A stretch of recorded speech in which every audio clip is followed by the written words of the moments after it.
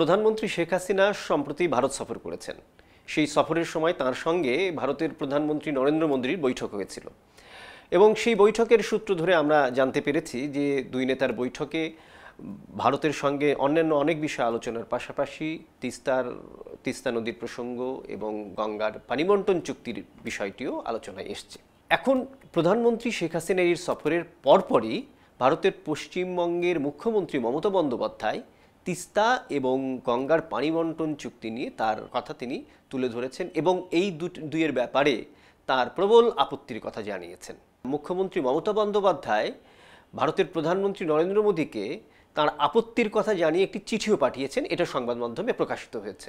এটাকে বিরোধিতা করে তার অবস্থানের কথা আগেও জানিয়েছেন। মমতা বন্দ্যোপাধ্যায় যে চিঠিটা দিয়েছেন প্রধানমন্ত্রী নরেন্দ্র মোদীকে, সেখানে আসলে তিস্তা বা গঙ্গা বিষয়ে কি বলেছেন তিনি, এই বিষয়টি নিয়ে আমাদের সঙ্গে কথা বলেছেন প্রথম আলোর কলকাতা সংবাদদাতা শুভজিৎ বাগচি।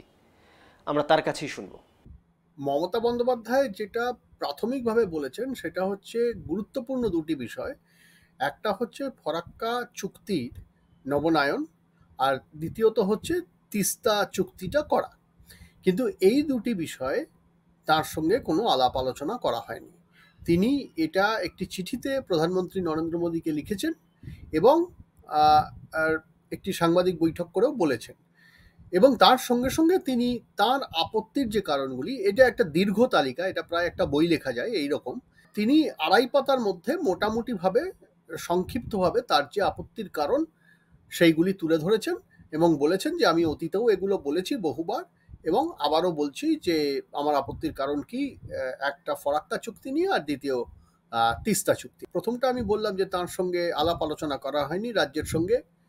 যদিও মনে রাখতে হবে যে কেন্দ্র সরকারের তরফে কিছু সরকারি আধিকারিকদের সূত্র ধরে তাদের উদ্ধৃত করে ভারতের সংবাদ সংস্থা পিটিআই কিন্তু গতকাল অর্থাৎ মঙ্গলবার বলেছে যে পশ্চিমবঙ্গ সরকারের সঙ্গে আলোচনা করা হয়েছিল, তাদের চিঠি পাঠানো হয়েছিল এবং তার ভিত্তিতে আগামী 30 বছরে তাদের কি পরিমাণে পানি প্রয়োজন হতে পারে সেটা তারা জানিয়েছেন। যদিও গতকাল রাতে আমার কয়েকজন সঙ্গে কথা হচ্ছিল এবং তারা যেটা বললেন যে এই কথাটা হয়তো সঠিক নয়। মমতা বন্দ্যোপাধ্যায় তার চিঠিতে যেটা লিখেছেন সেগুলি একেবারেই প্রযুক্তিগত, একেবারেই টেকনিক্যাল বিষয়। যেমন ফরাক্কার প্রশ্নে তিনি যেটা বলেছেন সেটা হচ্ছে যে এই ব্যারেজ যখন থেকে তৈরি করা হয় তখন থেকেই সমস্যা, এবং এর ফলে যেটা হচ্ছে সেটা হচ্ছে যে জলটা ডাউনস্ট্রিম অর্থাৎ প্রবাহের দিকে জলটা চলে যাচ্ছে, পানিটা চলে যাচ্ছে ব্যারেজটা থাকার ফলে, কিন্তু পলিমাটি যেতে পারছে না। এখন এই পলিমাটি না যাওয়ার ফলে দুটো সমস্যা হচ্ছে। এক হচ্ছে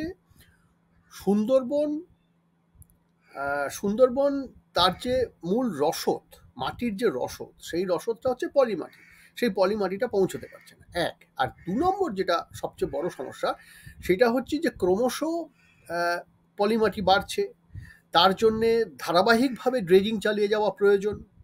এখন ড্রেজিং চালালে মাটি সবসময় যদি নদী থেকে তুলে নেওয়া হয় তাহলে তার একটা অপকারিতা আছে, ন্যাচারাল ফ্লোটাকে যদি বজায় রাখা না যায়। আবার যদি না তোলা হয় তাহলে এখন যেটা দেখা যাচ্ছে যে নদীটা পলি জমে জমে আর ফাংশনাল থাকছে না।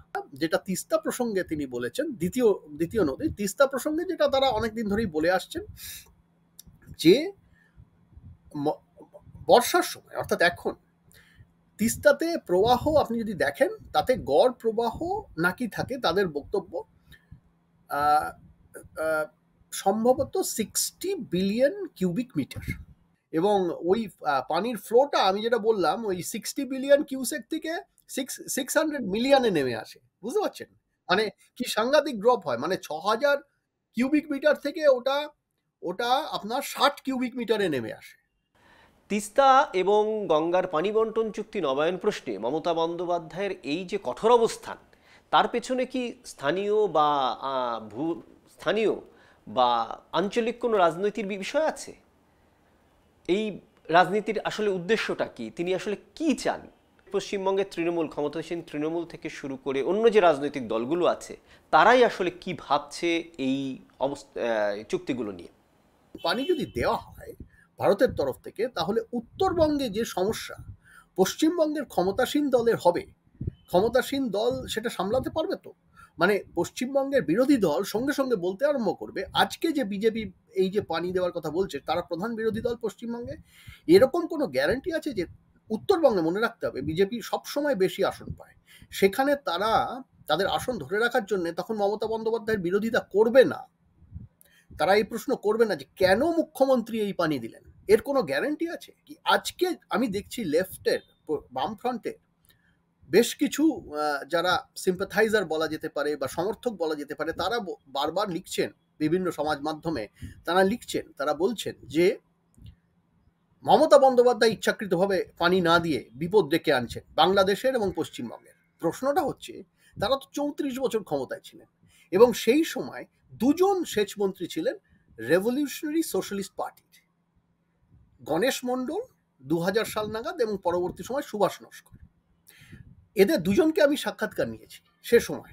মন্ত্রী পর্যায়ের যে বৈঠকগুলি হতো, যেমন এবারে হলো, এই বৈঠক তারা পার্টিসিপেট করতেন, বামফ্রন্ট সরকার পার্টিসিপেট করত, এবারে যেটা করলো না। এবং কিছুদিন আগে প্রথম আলোর জন্য আমি সুভাষ নস্করের সঙ্গে আবার কথা বলেছি, এখন অবশ্যই তিনি মন্ত্রী নন, এবং এরা বরাবর বিরোধিতা করেছেন, তারা তো ক্ষমতায় ছিলেন। এখন তারা বলছেন যে কেন পানি দেওয়া হচ্ছে না, তাদের কিছু তাদের মন্ত্রীরা বলছেন না, বা তাদের যারা মন্ত্রী ছিলেন বা উচ্চপদস্থ নেতারা তারা বলছেন না, কিন্তু তাদের যারা মানে মাঝারি মাপের কর্মী, সমর্থক, নেতা, এরা কিন্তু বলছেন যে মমতা বন্দ্যোপাধ্যায় ইচ্ছাকৃতভাবে দিচ্ছেন। কিন্তু তারা 34 বছর দিলেন না কেন? এটা তো আজকের ইস্যু নয়। যে দুটো নদী নিয়ে এখানে কথা বলা হচ্ছে, সে দুটো নদী পশ্চিমবঙ্গের ভেতর দিয়ে বাংলাদেশে প্রবেশ করেছে। তাই সেই নদী প্রশ্নে মমতা বন্দ্যোপাধ্যায়ের একটা অবস্থান থাকতেই পারে, এবং তার কথা থাকতেই পারে, সেটা তিনি অতীতেও বলেছেন, এখনও বলছেন। কিন্তু এর পেছনে আসলে কি তার আন্তরিক কোনো প্রচেষ্টা, না তার ভীষণ কোনো রাজনৈতিক উদ্দেশ্য, কোনটা আছে? মমতা বন্দ্যোপাধ্যায় দীর্ঘ সময় ধরে তিস্তা নদী এবং গঙ্গার পানি চুক্তির বিষয়ে বিভিন্ন সময়ে কথা বলেছেন, ভারতের অন্যান্য রাজনৈতিক দলগুলোও কথা বলেছে। এবার মমতা বন্দ্যোপাধ্যায় একদম দুই নেতার, প্রধানমন্ত্রী শেখ হাসিনা এবং নরেন্দ্র মোদীর বৈঠকের পরপরই যে রকম অবস্থানের কথা জানালেন, সেটা ভবিষ্যতে যে চুক্তিটি হওয়ার একটা কথা বলা হচ্ছে, তিস্তার চুক্তি, সেটার উপর কতটুকু প্রভাব ফেলবে, বা সেখানকার রাজনৈতিক বা অন্যান্য বিষয়ে এই মমতা বন্দ্যোপাধ্যায়ের এই চিঠির গুরুত্ব কী, মমতা বন্দ্যোপাধ্যায়ের এই অবস্থানের গুরুত্বটা কোথায়? মমতার এই চিঠির সিগনিফিকেন্স হলো, দেখুন এখানে একটা সমস্যা হচ্ছে যে এইটাকে কিভাবে মেটানো যাবে। এটা তো একটা স্বাভাবিক প্রক্রিয়া যে তিনি এটাতে এইভাবেই রিয়্যাক্ট করবেন। এতে কেন্দ্র স্তরে বিরাট এটা নিয়ে আলোড়ন হবে, বা এটা পাবলিক বা আলোচনা হয়তো ভেতরে হতে পারে, দফতরের ভিতরে হতে পারে, মন্ত্রকের ভিতরে হতে পারে, যারা এর সঙ্গে যুক্ত তাদের মধ্যে হতে পারে, কিন্তু জনমানসে এটা নিয়ে একটা কাভারেজ হয়েছে, মুখ্যমন্ত্রী বলেছেন, সমস্ত পত্রপত্রিকায় এসছে। এরপরে আবার এটা নিয়ে আলোচনা হবে যখন বাংলাদেশে এই বৈঠক হবে, দল যাবে, তখন আবার বৈঠক হবে, তখন আবার মুখ্যমন্ত্রী বলবেন আমি বিষয়টার উপর নজর রাখছি এবং দেখি ওনারা কি বলেন, তখন আবার হয়তো একটু আলোচনা হবে, সেটা যদি 6 মাস 1 বছর পরে হয়।